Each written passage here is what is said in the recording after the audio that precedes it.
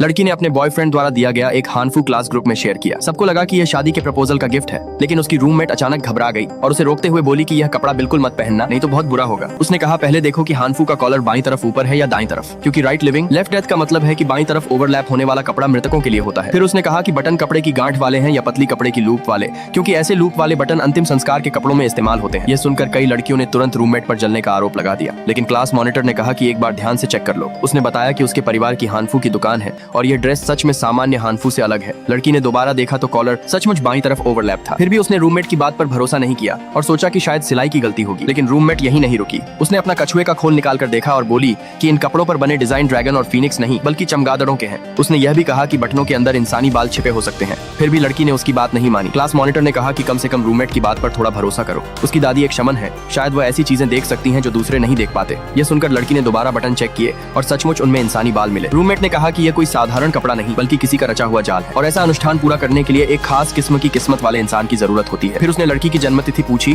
और पता चला कि उसका जन्म घोस्ट फेस्टिवल वाले दिन तेज गरज और बारिश के समय हुआ था, जब यह ऊर्जा सबसे ज्यादा होती है। आज ही उस अनुष्ठान को पूरा करने का सबसे सही दिन था। यह सुनते ही सबने लड़की से कहा कि वह किसी भी हालत में यह हानफू न पहने। लड़की घबरा गई और बाहर भागने लगी, लेकिन तभी दरवाजे पर उसका बॉयफ्रेंड आ गया। वह खाना लेकर आया था और बोला कि बाहर मत जाओ, आज वह खुद खाना बनाएगा और उसे बस इंतजार करना है। लड़की उसे शक की नजर से देखना चाहती थी, लेकिन हिचकिचा गई, क्योंकि उसका बॉयफ्रेंड हमेशा उसका बहुत ख्याल रखता था और पूरे कैंपस का सबसे लोकप्रिय लड़का भी था। इसलिए आखिरकार उसने उसी पर भरोसा कर लिया। बॉयफ्रेंड ने कहा कि आज रात एक बहुत जरूरी काम करना है। फिर उसने एक अजीब सा डबल हैप्पीनेस शिट का चिन्ह निकाला। उसे देखते ही लड़की बेचैन हो गई। उसने बीमार होने का बहाना बनाया और बाथरूम में जाकर छिप गई। ग्रुप में सबको यह बात पता चली तो उन्होंने फिर से हालात का विश्लेषण किया। रूममेट ने कहा कि उस डबल हैप्पीनेस वाले चिन्ह में ही गड़बड़ है। अगर वह दरवाजे पर चिपका दिया गया तो लड़की बाहर नहीं निकल पाएगी। उसने यह भी कहा कि हानफू बिल्कुल मत पहनना, वह अपनी दादी को बुलाने जा रही है। लड़की ने हामी भर दी और बाथरूम से बाहर निकल आई, लेकिन बाहर आते ही उसने देखा कि पूरा कमरा अंधेरे में डूबा हुआ है। तभी उसका बॉयफ्रेंड केक लेकर सामने आया और जिद करने लगा कि पहले मोमबत्तियां बुझाओ। बिना कुछ समझाए उसने लड़की का हाथ पकड़कर उसे डाइनिंग टेबल तक ले गया। जब लड़की मन ही मन इच्छा मांग रही थी तब वह डर से कांप रही थी। उसने हाथ जोड़कर अपनी सुरक्षा की प्रार्थना की।